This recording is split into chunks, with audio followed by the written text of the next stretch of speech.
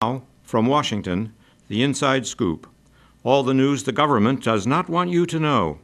Here's your... Now, from Washington.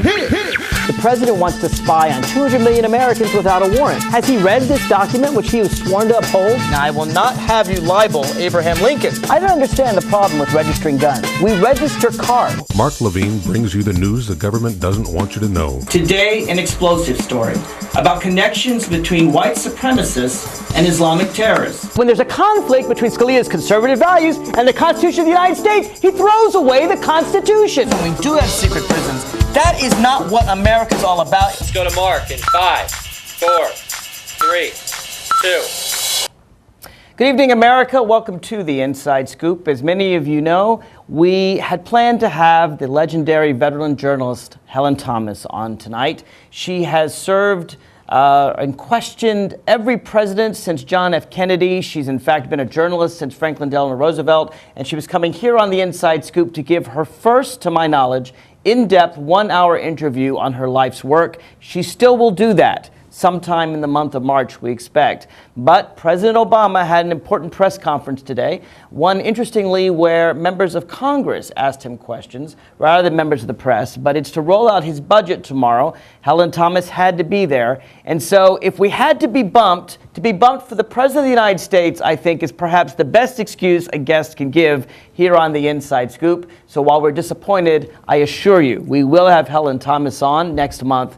Look forward to that. Instead, I call my old friend Mike Lane, the most frequent guest here on the Inside Scoop. He is a Republican strategist and the president of Intelephant Strategies. Mike, thanks for coming here on short notice. Mark, it's a pleasure to be able to sit in for such an esteemed celebrity as Helen Thomas. And I still am looking forward to that interview. I'm sure you are too. There are a lot of issues I want to discuss today, Mike. A lot of things going on in the news, everything from President Obama's plan to stem foreclosures across the nation to the decision of what a person many believe to be the presumptive Republican nominee, Governor Bobby Jindal of Louisiana, to reject some of the funds from the stimulus bill for his home state of Louisiana. There's Hillary Clinton's Asia trip, and even they appear to have found, let's hope, the person who killed Chandra Levy. So there's a lot to discuss.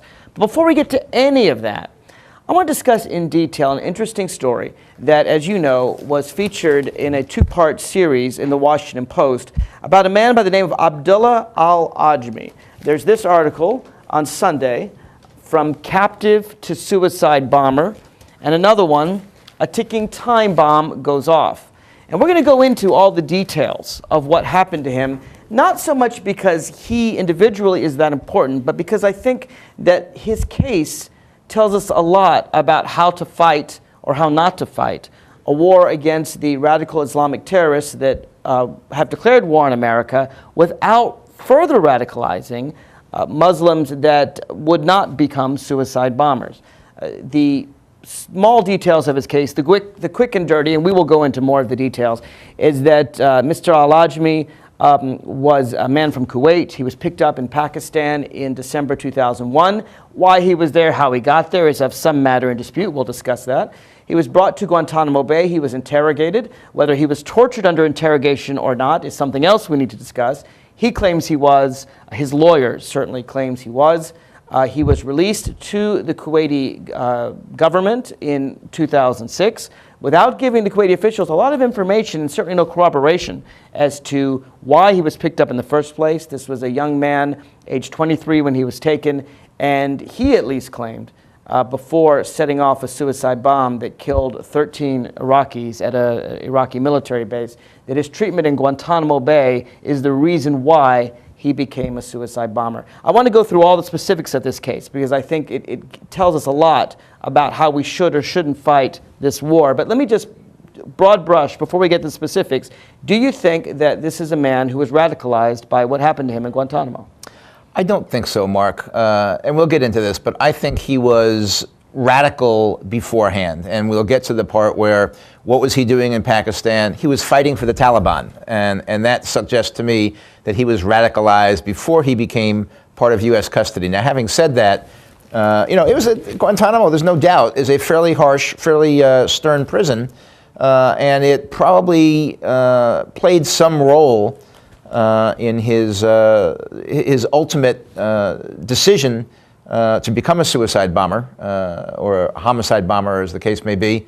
But I don't think it's by any means. There's a whole plethora of things, and certainly we don't expect our military prisoner of war equivalent prisons to be rehabilitative. That's not what they're about. They're about detention.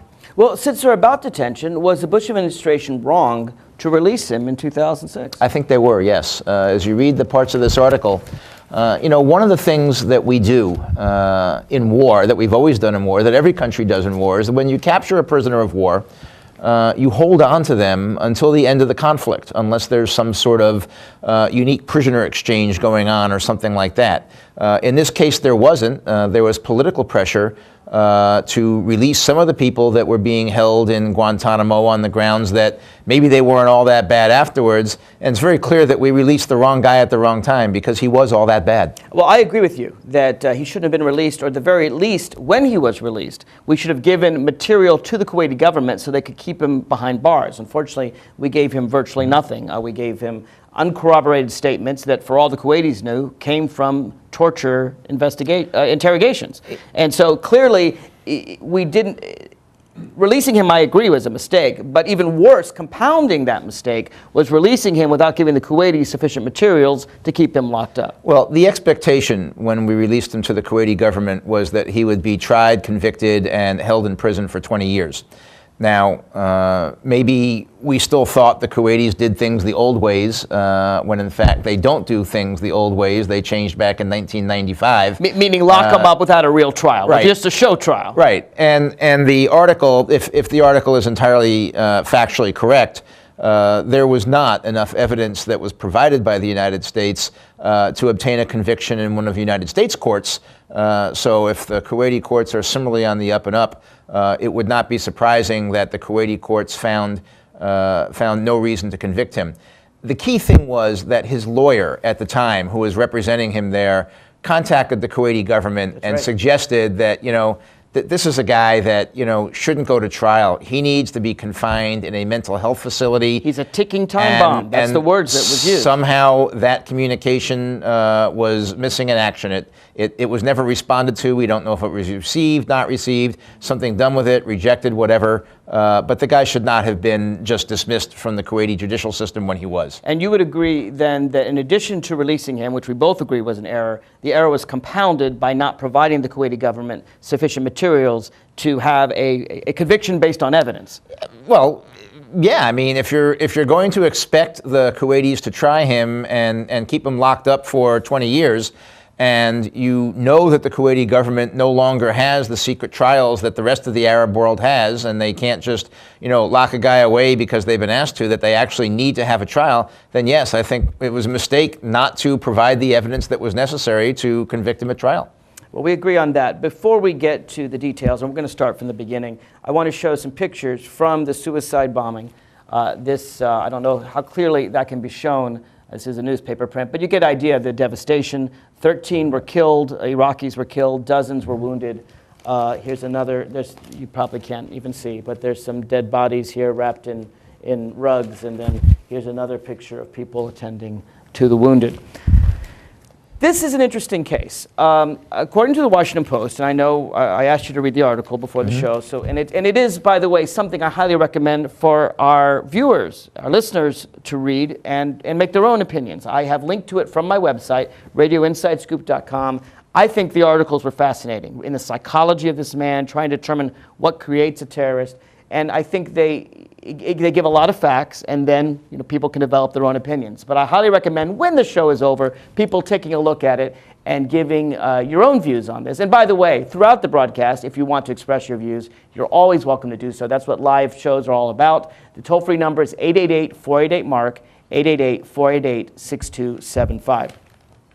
In the first article, this would be the one yesterday's, Sunday's, titled "From Captive to Suicide Bomber." The caption underneath the headline is, "Accused of being little more than a low-level Taliban fighter, Abdallah al-Ajmi was held by the U.S. for nearly 4 years. After his release, he blew up an Iraqi army outpost. Did Guantanamo propel him to do it?" And that, to me, is part of the question. Let's go through what we know about Mr. Ajmi. We know that he was found in Pakistan in December 2001. He was accused of fighting with the Taliban. That may be true. According to Mr. Ajmi, he was there doing charitable work. That probably can be taken with a grain of salt. But one thing that maybe shouldn't be taken with a grain of salt was the comments of his family, who didn't say the kind of things you would think a family member might say if they just wanted to say that he was innocent. They admitted that he was out for jihad, although interestingly, the jihad that he was out for appears to have been against the Russians in Chechnya to help them. And well, that was the first one. Well, we will never know precisely what was in his mind, and we will never know, frankly, who to believe. But I think that it's at least possible, it's at least conceivable, based on the detailed article that you and I read, that this was a man who was headed to Chechnya first. Remember, this is long before September 11th, before most of us had ever heard of al-Qaeda. And that was the Russians were being brutal, still are fairly brutal, to the Chechen Muslims who wanted their own autonomy in Russia. And I think it's quite conceivable that he was going there to fight jihad for the Chechens and couldn't get to Russia and couldn't get to Chechnya. He couldn't get to Chechnya, couldn't certainly, get to Chechnya. and sort of stuck in Afghanistan. But what appears to be the case, and there's no evidence to the contrary, even from the Americans, and to be clear, the only evidence the Americans ever cited is in one 2-page affidavit that was taken, as best we know, as all we know, solely from interrogations. There may have been other sources, there may be other witnesses, but there's no evidence of it, and no evidence provided to the Kuwaitis of it. If it's there, America has decided not to disclose that classified information. All we have is this 2-page affidavit that, for all we know, could have been from enhanced interrogations, the kind of interrogations where I would call them torture. You may not, but at least in my view, prisoners undergoing this tell the people who torture them whatever they want to hear. You'll agree that that's all the evidence we have, is that 2-page affidavit. Yes, it's not surprising that the government would withhold some evidence that they deem to be classified that would compromise sources or something like that. So we'll never know all the evidence that the government had if there was more evidence. I would take issue, I think, on the face of it, Mark, with the young man's claims of torture and the suggestion in the article of torture. Guantanamo was a lot of things, but Guantanamo was not one of the prisons where there were any credible allegations of torture going on. The allegations of torture were about the secret CIA prisons in Eastern Europe, places like that. None of the allegations of torture really came out of Gitmo. There were allegations of, rough. Well, part of it, Mike, may have to do with what the definition of torture is. Well, let me give a for instance here. Well, let's give it for instance. Okay. The instance of this is a quote. Actually, we're going to have to take a break soon. So let me give out this instance, and I'll let you respond afterwards. But he says that this is a declaration by Ajmi, filed in federal court in Washington. Sometimes the guards turn the temperature so hot you cannot wear a shirt. Sometimes they turn it so cold that it's like the North Pole, and they take your blanket away. At the beginning, I was very badly beaten by U.S. soldiers and guards, but the worst torture to me is that the guards make fun of my religion and dishonor the Quran. I take it you don't consider any of that torture. No, if they were beating him. The beating is torture. That's torture. All right, I'm glad to hear that you at least consider that torture. I consider the temperature also torture and wrongly denying religious equipment. But I'll tell you what, let's give our listeners a chance to call in if they want to. Toll free 888-488-MARK, 888-488-6275. We'll be right back after this.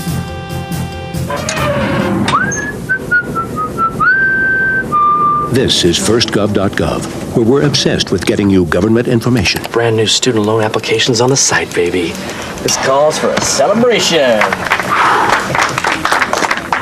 Where's your uncle? So in the end, it was either take the astronaut gig or come work here. What can I say? Duty called. Dude, that's my cop. Oh, sorry. Yeah. No, I'm pretty sure that's Sam's cop. Oh, sorry. Yeah. No. Sam's? No.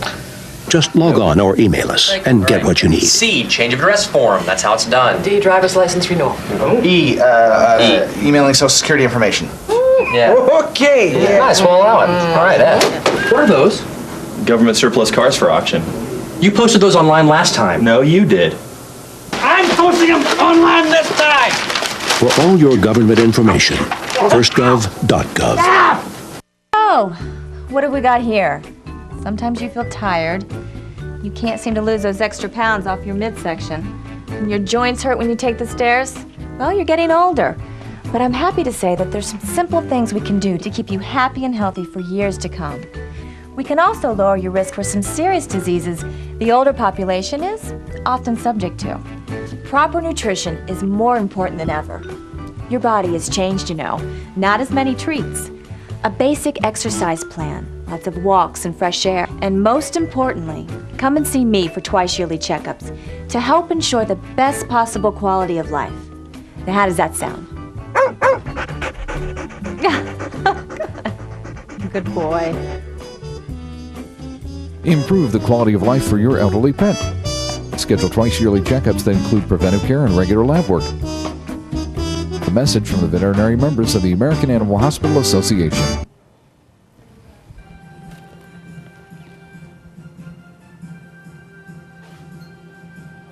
Here again, the Inside Scoop with Mark Levine. Welcome back to the Inside Scoop. We're talking about a case study, if you will. A case study of a suicide bomber, a young man, very young man actually, 23 years old, captured in Pakistan, brought to Guantanamo Bay, left there for many years without even access to a lawyer, without access to the Quran for some of that time, finally was given due process by the courts, and then in something that wasn't done by the courts, but done by the Bush administration, released to Kuwait, and just, well, a few days ago, died in a suicide bombing attack, killing 13 Iraqis. Here's what we know, and I have to say, I credit the Washington Post for giving a very detailed account of his youth and his upbringing, and I think also being clear things we don't know. That he grew up in a comfortable family, that he worked actually, he applied to the Kuwaiti Army and got some training there in the Kuwaiti Army. He was known for doing things like spinning his car around, sort of teenager things that one might do. He went to a mosque that had some radical nature to it. Interestingly, that mosque is funded by the government of Kuwait and also funded by a particularly a ministry that's known as a hotbed of radicalism. I found this interesting, the Ministry of Islamic Affairs and Endowments, that include exhortations to participate in jihad. So the government of Kuwait, our ally, is actually funding a mosque that's teaching people to fight jihad, which I found interesting and something that I would hope Hillary Clinton on her visit to Kuwait will address with the government of Kuwait. I'm sure you'll agree with me on that. I would hope she would address that. Okay. It appears that he saw a poster that called for jihad against the Russians in Chechnya, and he tried to get to the Soviet Union, ended up in Pakistan, where it appears the Taliban burned his passport and was told he would kill if he tried to leave. Now, according to Ajmi, this is according to his lawyer's notes. It's interesting. There is attorney-client privilege, but after the guy dies, there's less privilege. It's a little complex, but let me go on. I'm not going to get into attorney-client privilege discussion right now. Perhaps the family granted him permission to release this stuff. In any case, he said, quote, my whole story is made up, the one about fighting for the Taliban. I didn't carry weapons. I didn't fight. I was not a member of the Taliban or Al-Qaeda. The guards were beating the hell out of me, quote unquote. I wanted it to stop. I just told them what they want to hear. That may or may not be true. But what I think is true is that clearly he was a low-level someone fighting for the Taliban, caught up. He fought against the Northern Alliance. When we went into Afghanistan, he was retreating with the rest of them, came into Pakistan and was captured. I think that even if he's a blatant liar, I think you and I would agree the worst he was a very, very low-level fighter for the Taliban in Afghanistan. He appeared to be a foot soldier. Right. Okay. So and that's the worst he was. I mean, he says he was less, but we may never know exactly what he was. So the article goes on that the United States may have paid a bounty with him. He says that he never met with anyone from Al-Qaeda, and the United States has not even alleged that he ever met with anyone from Al-Qaeda. He was a foot soldier for the Taliban. For the Taliban, the government of Afghanistan, not the terrorist group Al-Qaeda. Not that the Taliban wasn't helping them. We all know that. But he probably was not in the high-level strategy meetings. Yeah, I'm sure he was not. Now, here's what we know. He came in at age 23. He wasn't. They didn't call him by name. They called him by his number 220. You're talking about in Gitmo now. I'm talking about in Gitmo, in Guantanamo Bay. By the way, don't you think we should at least call prisoners by their names rather than their numbers? I mean, is it important to dehumanize the people in prison? I don't know if it's dehumanizing them as much as it's just institutionalizing them, letting them know. Is that a good thing? I don't think it's a bad thing. Anyway, he was there. He was not allowed to see any attorneys from 2001 clear to 2004, December 2004. So he's there for 3 years, 02 to 04. He's not allowed any access to attorneys. Some Americans file suit on his behalf, never meeting the guy, saying the principle is there should be some due process. For 3 years, he's in Guantanamo Bay. And he's there, and here's some of the things that he says happened in Guantanamo Bay. We mentioned the very cold, the very hot. One of the things he told his lawyer later on that happened to him is he was IRF'd in the jargon of Guantanamo Bay. IRF stands for the Immediate Reaction Force. And according to what he told his attorney, the Immediate Reaction Force is a team of soldiers clad in riot gear and armed with truncheons, these big sticks, who stormed into his cell, pinned him to the floor, broke his arm in the process. His lawyer wanted him to focus on his legal case, but he didn't want to focus on his legal case. He said, I did nothing to Al-Qaeda. I did nothing with them. I'm going to focus on the fact that they kept it really cold. They kept it really hot. They beat me. They made me tell them whatever they wanted. Made him write bad checks, I'm sure. Well, it's interesting. As you read through, and this is now a military officer who's asking him questions in 04, they say, is it true that you wanted to make sure that you'd wanted to kill as many Americans as you could? And he said, quote, that is impossible that I would say such a thing. How could I fight the Americans? They were with me in the military in Kuwait. I would have fought them in Kuwait, not here. He has pointed out that he was constantly in trouble, that he was aggressive in his cell, which he was. He said, yes, I never did any harm to anybody. I wanted to tell my voice to the people. I didn't have anybody defending me. I didn't have a lawyer to defend me. You are the judge and the president, he says to this military officer. You are everything here. You can do whatever you wish. I never meant harm to anyone. I never attacked anybody. I don't have a grudge against the Americans. And what I find interesting is that after his lawyers do get him to talk with them, because for 3 years he wasn't even allowed to talk to a lawyer, he finally talks to his first lawyer, Thomas Wilner of Sherman Sterling, very prestigious law firm in Washington, D.C. And he sends this letter, which we can show right here, to his lawyer. Let's put that up on the screen. The lawyer says, to the learned attorney Tom, dear sir, how are you doing? How's your nice team doing? I hope you're doing well. Tell me how you're doing, what's going on in the outside world. I want to tell you I am fine, so are my brothers. The happy detainee, Al-Ajmi. That's his first letter to his lawyer. After a year, when he learns that his lawyer is not going to get him out, that in fact he's not going to be able to have a trial where evidence is presented, he sends, this is the last letter he sends to his lawyer.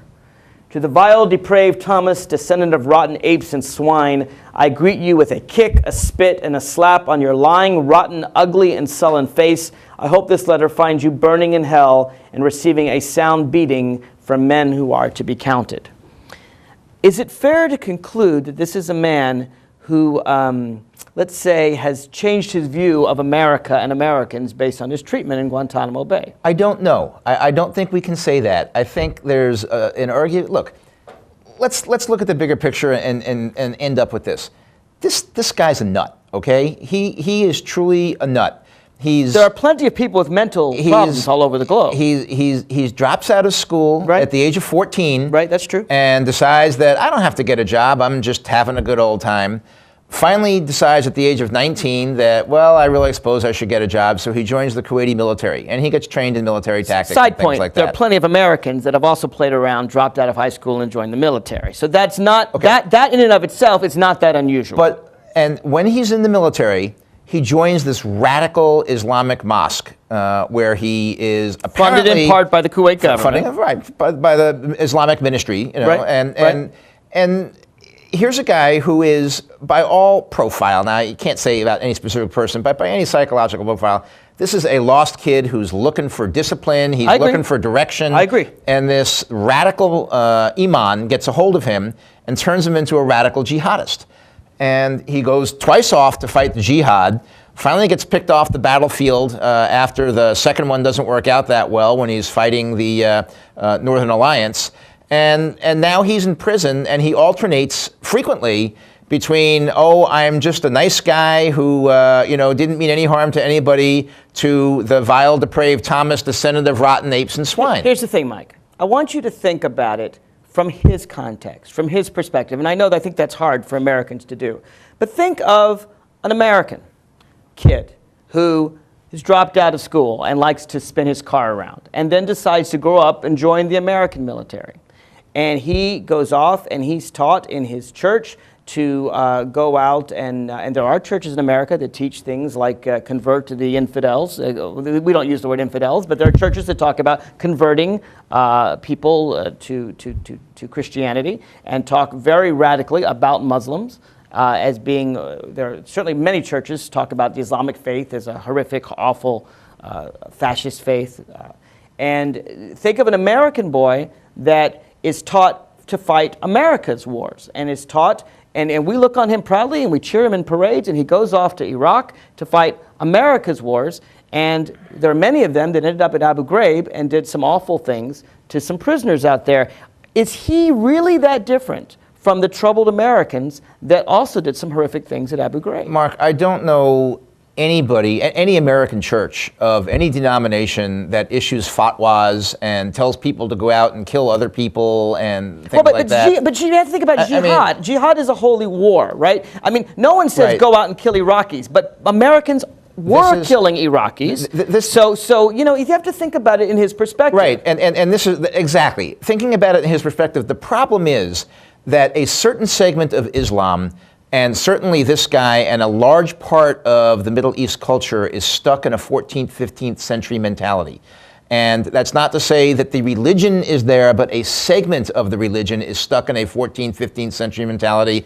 The fact that they can think that if they go out and they, die in a suicide, homicide bombing, they still believe they get their 72 virgins upon entry to heaven, that they're doing this all in Allah's good name and stuff like that. Mark, these people are very weird. We have to take a break. I would suggest to you, there's a certain segment in every religion. There's a certain segment of radical Christians that live in the 14th century. We just saw a bunch of them want to get back into the Catholic Church recently. There are definitely radical people out there. And for him, I think fighting a war for his people is a lot like Americans fighting war for their people. Disagree. 888-488-MARK. We'll be right back after this. Too many women get hit by their boyfriends and husbands. Too many women are pressured into having unprotected sex. Half of the people in the world living with AIDS are women. It doesn't have to be this way. Together, we can change this reality. Let's strive for a world free of violence.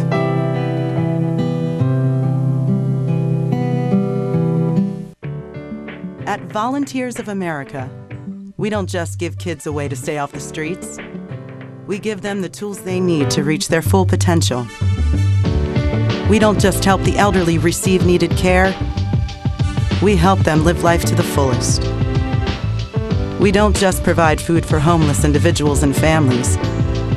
We provide job training and placement so they can buy groceries.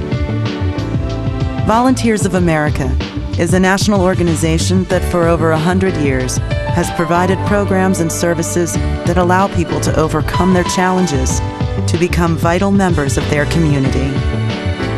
At Volunteers of America, we don't just help people, we help people help themselves. Find out how you can support the programs that are working in your community. Contact Volunteers of America today. Call 1-800-899-0089. Drivers face all kinds of distractions. Guys, stop playing, no? 127 consecutive. Before your wireless phone becomes one of them, stop. Drive safely. Keep your phone in easy reach and dial sensibly. In bad weather or traffic, call later and use a hands-free device. Remember, with wireless, safety is your call.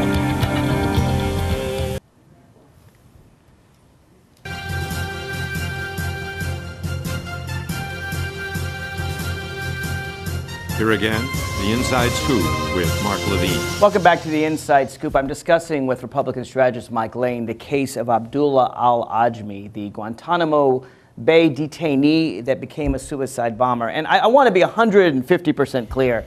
Obviously, I am not justifying his actions. Obviously, I think the suicide bombing is an awful, awful thing. And I'm not saying joining jihad is good either. What I guess I'm trying to do is provide some context. I think sometimes we think of foreigners and we put it entirely in an American context. And I think from his perspective, joining the Kuwaiti army, fighting jihad could be seen as romantic as Americans who are going off to bring democracy to Iraq. They both think they're doing the right thing, and they both have to kill people in the process to do that.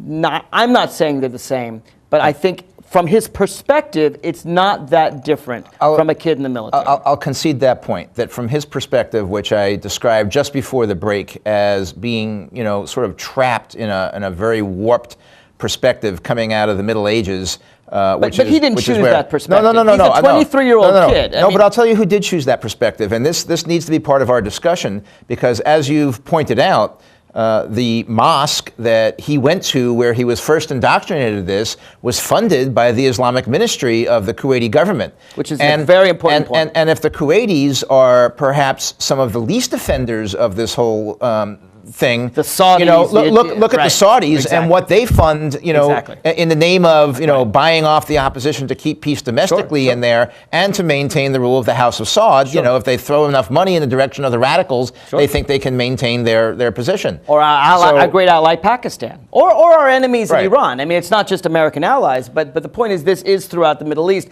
My point is it's systemic in the Middle East. It is, but my point is this: if you're going to fight the radical Islamic jihad against the United States that I think we all want to fight, the question is, how do you do it without creating more jihadists?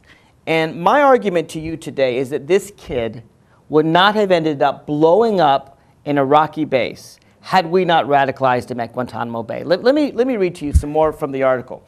What he says, when he first met his lawyer, he conveyed these complaints politely. The guards had taken away his blanket. They watch him when he uses the toilet. They seize everything in his cell, strip him of his clothes, leaving him dressed only in shorts. That's probably something that happens in most prisons. But that happens in minimum security prisons. Right, and it's another thing, frankly, we have to think about. His story also reminds me of what's going on in our own prisons, where we want to take troubled youth and not create hardened criminals out of them, which is another problem. I mean, I really think it's not that different from any prison question. But I am curious about this. Wilner, and there's no reason to believe this Sherman Sterling attorney is maybe the people who told him things are making up stuff, but there's no reason to doubt his credibility. There's a story that was told to him by Fouad Mahmoud al-Rabia, another Kuwaiti detainee, that is unusual enough that I happen to believe it's true. He said that his interrogators, and these would be the CIA or the military who interrogated him, were trying to get him not to trust his own lawyer. Wilner happens to be Jewish, and al-Rabia said that his interrogators said to him, watch out for those attorneys. How could you trust Jews? Throughout history, Jews have betrayed Muslims. Don't you think your lawyers who are Jews will betray you? Can you and I agree that if this was said, and I think it probably was said, it's not fair to try to separate the person from his attorney by trying to inculcate a kind of anti-Semitism. I mean, that's disgusting. This was an interrogation technique. What they were trying to do. So you justify that? I'm not saying I justify it. I'm putting it in the context of it was an interrogation technique. This was not part of the legal process. This was not part of the detention. This was part of the interrogation process. One of the things that a successful interrogation brings is to make the detainee dependent on the interrogator and not on anybody else. So as soon as the... So you're purposely trying to make him distrust his own lawyers? A reason... And you think that's a reasonable thing to do? As an interrogator, it's not only a reasonable thing to do, it's an absolutely necessary thing to do, because Once the detainee starts trusting somebody other than the interrogator, then the usefulness of the interrogation sessions degrades dramatically. Now, Mike, perhaps... Need I remind you, there was a Supreme Court case. The only reason he got to see this lawyer was after 3 years, the Supreme Court said he has a right to basic due process, and he had a right to see his attorney. And after seeing his attorney, the interrogators still were trying to distance himself, get him not to trust his attorneys, using anti-Semitism. Seems to me this flies in the face of the spirit, if not the law, of that Supreme Court opinion. I'm not going to argue that. I understand that it was 3 years when the Supreme Court said, okay, you know, they're entitled to representation, and they got their representation. The lawyers went in there, and the lawyers, as you note in the article, you know, they bring things from the family. They bring things trying to establish a relationship of trust with the detainees. Right. And all I'm telling you is that in military interrogation, or even in criminal interrogation, the important thing is to have the detainee develop a dependency and a trust on the interrogator, and when they start having somebody else, the quality of the interrogation degrades dramatically. Now, perhaps what we had here was two things that were just a rock and a hard place. You had the court that said they're entitled to lawyers, and you have a need for interrogation, which the lawyers were totally screwing up just by being there. Except that the interrogators are supposed to follow this document, the Constitution of the United States. The court says... I didn't say what the interrogators were doing was right. I said it's interrogation technique. And you agree it was wrong? You agree it was against the law? It was against the Supreme Court decision that said they have a right to lawyers to try, particularly to use anti-Semitism, to try to get the guys not to trust his own lawyers. That's pretty disgusting. By our standards, it's pretty disgusting. I think so. You can't look at Gitmo, Guantanamo Bay, and the relationship of a military interrogator with a illegitimate combatant as the same, you know, context and system as ours. Let's finish the story, because there's a lot to say and we don't have that much time. So he's given his access to a lawyer. He goes before a commission. The commission he's quite angry at. He says, I don't want to harm anyone. They don't let him go. He's increasingly showing erratic behavior. He is throwing his own toilet, I don't know how to, I don't want to say it. Human waste. Human waste. Thank you. Thank you for giving me the euphemism. He's throwing his own human waste at people.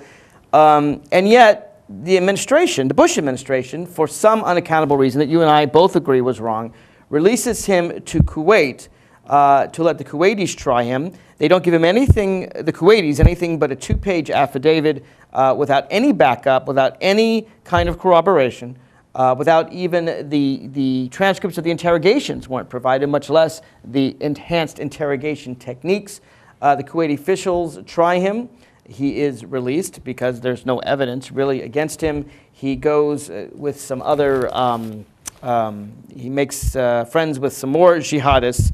And some really bad guys this time. Some really, really awful guys. He's not watched by the Kuwaitis. And it's interesting, he gives his last comment in an audio where his friend is full of bravado, talking about he's going to destroy America and so forth. He's actually the one that messes up and blows himself up only. No loss there.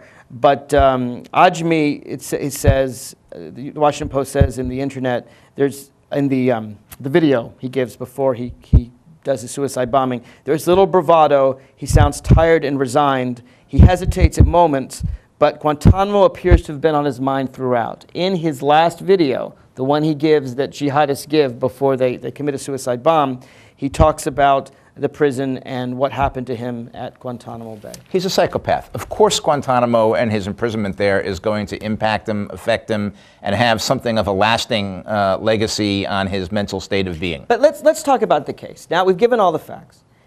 There are mentally ill people across the globe, in every country on earth. There are people who are on edge in every country on earth. Most of them do not turn out to be suicide bombers. This is a man who, by every indication, was a troubled kid, but not even, by the scheme of things, as bad as some of the criminals we have locked up in the United States. Someone who got on the wrong path and was mistreated enough that he made it his life's goal to really blow up some things. Now, we both agree the Kuwaitis should have watched him more. We both agree the Americans should have helped the Kuwaitis watch him more. We both agree the Americans should not have released him in the first place. That's true. But where we may disagree is on the issue of due process. It seems to me he should have had due process. that maybe if he had access to his lawyers from the beginning, had gone in, had made his argument, if he were mentally ill, then he should be put in a facility for the mentally ill. I'd have no problem with keeping him in a military POW prison. I'd have no problem with that either. But it seems to me that the interrogation techniques he talks about, which you don't dispute happened at Guantanamo Bay, they've admitted it. Freezing the prisoner, making him shiver without blankets, turning up the heat so hot that he's, turning up the heat so hot that he says he had to take his shirt off. Mark, the guy's from Kuwait. Let's talk about the cold. How hot does it get in Kuwait? 130 degrees? Let's talk about the cold. I mean, keeping him so cold that he's shivering without a blanket. You have no problem with this. That happened to me a couple nights ago when the heat in my house went out. I mean, no, I don't have any problem with that. What stress positions? There's stress positions now. Where they're holding his arm behind his back, and apparently his arm was broken. I mean, that was a medical thing. His arm was broken in one of those IRF incidents. Look, a military prisoner of war camp or equivalent is still a military situation. You are subject to orders from senior officers. And he said, I was praying and I didn't want to stop praying. He was ordered to stop praying and return to his cell. He disobeyed a legal and lawful order. And so they sent a squad in there to enforce the order. Now, what he did was he started the fight. They restrained him. A melee ensued, and he broke his hand or his arm. Let me ask you the ultimate hypothetical. If he had obeyed the order in the first place. Let me ask you the ultimate hypothetical here. This is a man who he fought low-level the Taliban at worst. Probably did. If he had been captured and kept in a low-level security prison, possibly not brought to Guantanamo Bay, left in Pakistan, frankly, he might be more mistreated by the Pakistanis, I don't know, so in an American prison there, and not forced to do these, the cold and the heat and the stress positions and everything, and simply monitored and made sure that, I think, I have to say, I think back to how we treated German prisoners of war, Japanese prisoners of war. I mean, these were hardened Nazis who had run death camps, killing tens of thousands of people. And yet, in our military prisons, they were treated with kindness. And I've even heard some of them say that that's when they began to see the light, that Nazism was a dark and awful thing because they were treated with kindness by the Americans. I'm not saying let him free. I am not saying let him free. But I am saying that sometimes, particularly for a low-level guy like this, you can win more with honey than you can with the stick. I will grant you that Gitmo had something to do with what he ultimately became. But I don't think it was the treatment that he received or the fact that he was 3 years in detention without a lawyer or anything like that. We've already established he was a jihadist and a radical terrorist before he even went to Pakistan to fight against the Northern Alliance. He was a low-level guy looking for something to do that would give him glory. The French joined the Foreign Legion for things like he was. This guy was looking to be he wasn't looking to be a martyr. He wasn't looking to be a suicide bomber. He didn't want to die. What happened was not as a result of his treatment in Guantanamo, but as a result of his release. When he got back and he found his new friends, and his new friends made a hero out of him because he was the lion of Guantanamo. Half did, and the other half rejected him and once because of what he did. And so he hung out with the ones that did that. They were the ones who radicalized him even further. They praised him. He's getting the attention and the validation that he needs now, and he goes off and he becomes a suicide, homicide bomber. We have to take another break. That was where it worked. But I would hope that in the future, policy analysts study this case. Because it seems to me that there are radical, awful, evil people who are out to kill us, and we can't do anything about those. But there's also lots and lots of people like Al-Ajmi, kids looking for some excitement in life. They're all over the globe. I don't want to create more jihadists, and I fear that we have radicalized him, and that led to the suicide bombing. If you want to call in, folks, 888-488-MARK. Back after this. Art. A universal language, an expression of culture, of self. And now, thanks to Empowered Women International, a way for emerging and established immigrant and refugee artists and artisans to find hope to earn a living while enriching the lives of all of us. Empowered Women International, making a better America every day. For more information on Empowered Women International's educational programs, or to make a tax-free donation, contact cfrip@aol.com.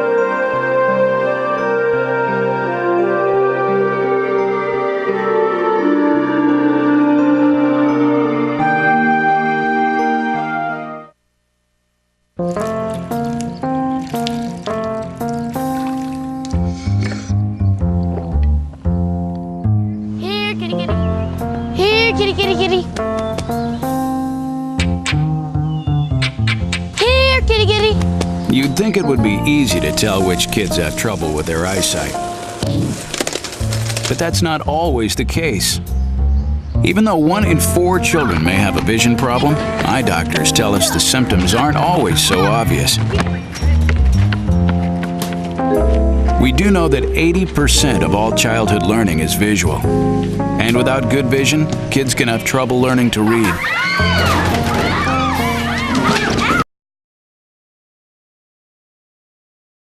How to spot the real-life signs of childhood vision problems and what parents can do, visit checkyearly.com.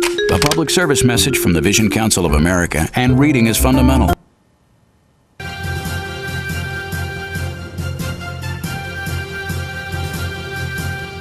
Here again, the Inside Scoop with Mark Levine. Welcome back to the Inside Scoop. There is a lot more that I want to discuss, but one last comment on Mr. al-Ajmi. What we knew was he was a low-level Taliban fighter.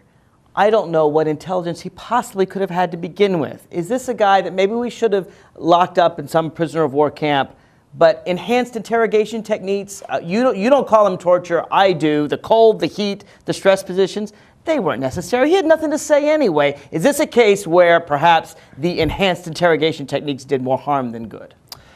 We don't know. We'll never know about that. Again, my premise is here that he was radicalized before he went to fight for the Taliban.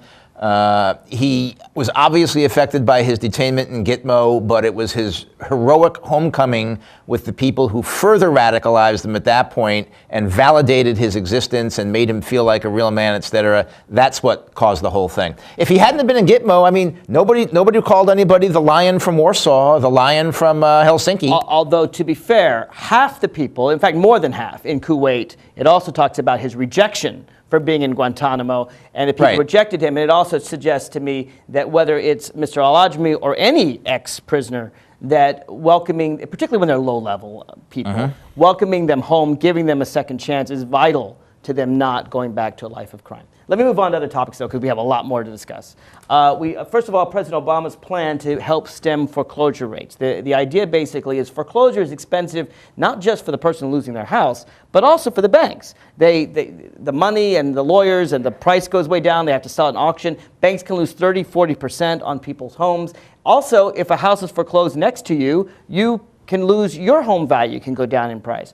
What Obama is doing is helping to make the difference. Sure, he's helping the people in the House, but his plan also helps the banks as well. How could anyone but a Republican be against it? Well, I'm not totally against it. Oh, good. I'm glad to hear that. I'm glad to hear that. 98% against it, but not totally against it. No, look, as with a lot of what President Obama has done since he started in office about a month ago, is he's just biting off too big a program. He's doing way too much, bringing in too many people on this whole thing. Isn't there a massive foreclosure crisis in America? There's not. There's a massive foreclosure crisis in Arizona, Florida, Michigan, California, and Nevada. Other than that, there's not a massive foreclosure anyplace else in America. Those 5 states. A lot of people live in California and Florida. In Michigan. These are states that are probably 30% of the American population. And so everybody else is bailing out the irresponsible investment decisions that were made in those 5 states. Made clear it's not for investors, it's not for second homes or third homes. It's individuals. And it's also not for individuals who put no money down and couldn't afford it all. These are for individuals who can make their payments. It's close. They're the ones who would otherwise go into foreclosure. Someone who's 90% there. These aren't individuals who are 10% there. He excluded them from the program. It's not for the people who are 90% there and just missing it by 10%. Remember, we've had a lot of renegotiation of this stuff in the last 6 months. and 60% of renegotiated mortgages go south even after they're renegotiated. I don't see that the president has put enough of a microscope on this thing. Who's making the decisions? Who's going to be eligible for this? Right now, he's trying to bail out all the ones that are underwater. I don't know that that's... He's not trying to bail out all the ones underwater. He specifically excluded the investors, second and third homes, and people who are deep underwater. Okay, he's trying to help out the people where the surface is here, and they're just trying to get above the surface, not the people who've drowned. He's not helping anyone who's already had their house foreclosed upon. He's saying that anybody who is... not necessarily has already been foreclosed on, but anybody who is totally out of it and can't be saved, he's saying, yeah, we're going to exclude you. He hasn't defined who they are. Well, the program's details have yet to come out. Right. But the heart of the idea isn't a bad But Mark, idea. everything else he says is just so grandiose by 300% above and beyond what's necessary that I just, I want to see where this is going. I know. You just can't trust the guy. I can't trust President Obama. No, I absolutely agree. I cannot trust President Obama. Anything he does is going to be wrong. Let me tell you about who I can't trust. If he wins on this one, I'll let you know. Let me tell you about what I can't trust. I can't trust a governor of a state like Louisiana who's saying, I want my own people in Louisiana to suffer because I don't want to take these federal funds for unemployment insurance on principle. If the people in Louisiana who are unemployed have to suffer in the middle of the Greatest Depression, it's the Great Depression, that's okay. Principle over people. That's who I can't trust. Once again, Mark, you're probably getting your information from the Daily Coast rather than from Fox News, where you should be. I saw Bobby Jindal on Meet the Press. Did you see him on Meet? And what did he say? And what he said? What he said was that there's a permanent change required in state unemployment law if you take the funds. And you and I both know that's untrue. You know why that's untrue? Because you and I both know that the legislature of the state of Louisiana can change their law anytime, any place, anywhere. They can change it, make the change, get the federal funds, and 3 years later when the funds run out, they can change the law again. That's a red herring. Unless there's something in the law that says you have to give it back if you do that, if you don't keep it there for a certain amount of time. We don't know that, Mark. It's a 1,500-page bill, which we know for a fact, to this day, not a single member of Congress read before they voted for it or after they voted for it. That's not true either. Nate, give me one member of Congress who has read every one of the 1,100 pages. I know. I used to be a staffer. You go in there, you summarize the thing, you explain it, you have it all down there. No one's read it. And the president hasn't read it. Let me ask you this. You heard Governor Jindal's position. I did. He actually agrees with Governor Sanford of South Carolina.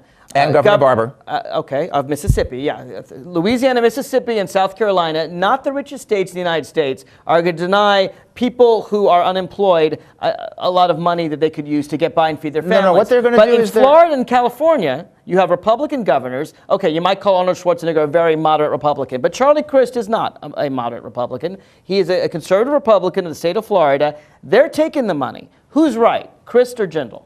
Depends on your state. Really? Yes.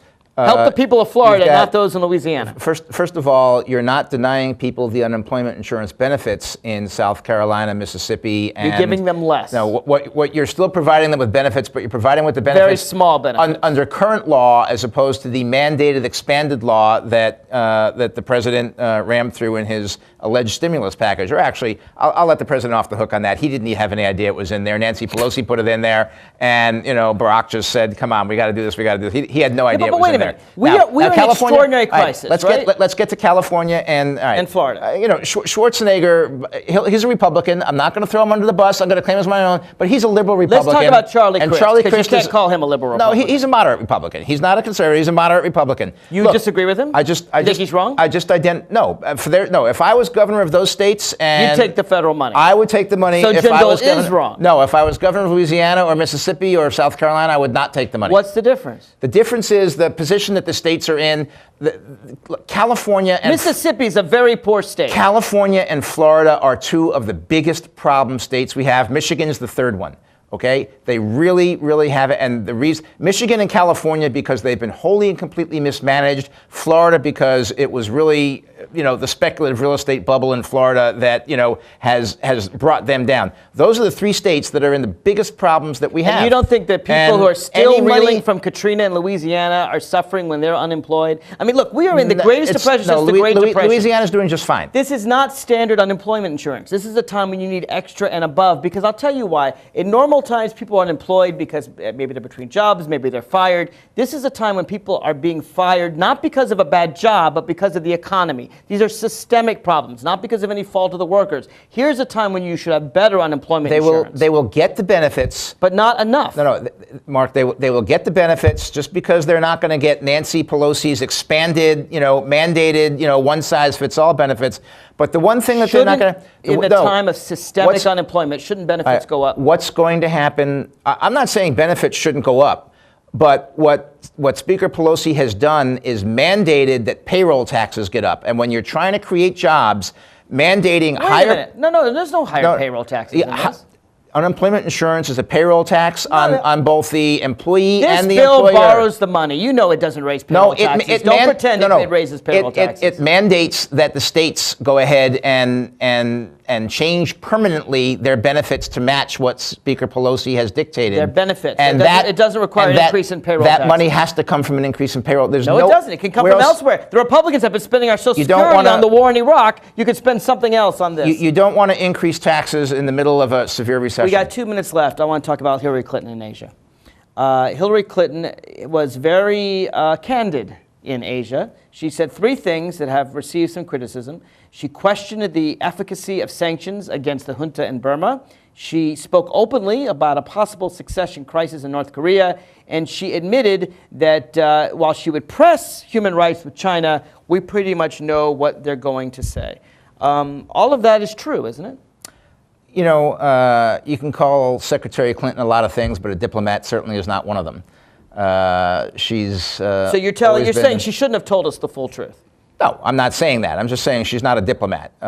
Look, the problem with the Chinese trip is not that she didn't raise human rights on this trip, although she's the first Secretary of State, I believe, in 30 years to go to China and not raise the She did raise human rights. No, wait. Don't say she didn't raise human rights. It's very, very clear that she raised human rights. She just didn't think it would do much. She said, I want to be very clear about this. I have the quote here. She said she would press them on human rights. On the next visit, not on this visit. No, she pressed them on this visit, but what she said is that because they don't agree with us on human rights doesn't mean we can't talk about trade. Listen, they are our banker right now. Due to the huge deficit of the Bush administration, they own us. And what's going to happen? We have to kowtow to them because of George W. Bush. And no, not because of George Bush, because of Obama. Mark, here's what's happening. When you have a stimulus that's about 3 times bigger than it should be, and the deficit spending goes forever, and it's got to be financed somewhere. Who finances it? The Chinese. They finance it. Now, what are the Chinese going to do? Chinese aren't going to finance it right now. They're going to wait for higher interest rates. So a $1 trillion stimulus package, which is really $2 trillion by the time you pay the debt on the whole thing, becomes a $4 trillion stimulus package because the Chinese aren't going to buy the notes to finance it at the current interest rates. They're going to demand higher rates, and we're going to wind up paying $4 trillion by the time we pay the interest on this whole thing. It's a disaster for America. Any economist will tell you, except for maybe some of the ones you listen to. But most economists and universities will tell you that in bad times, you need to run a deficit to get the country out of the bad times. George Bush ran huge deficits, the largest in American history, in the relatively good times. And so now we're suffering. He's the one who put us under Chinese domination, and now we've got to take care of our own country before we can even talk about human rights. That's Bush's fault. If deficits are so good, why are we in the situation we're in? Because you only do them when you need them, Mike. But thanks for coming on the show. Well...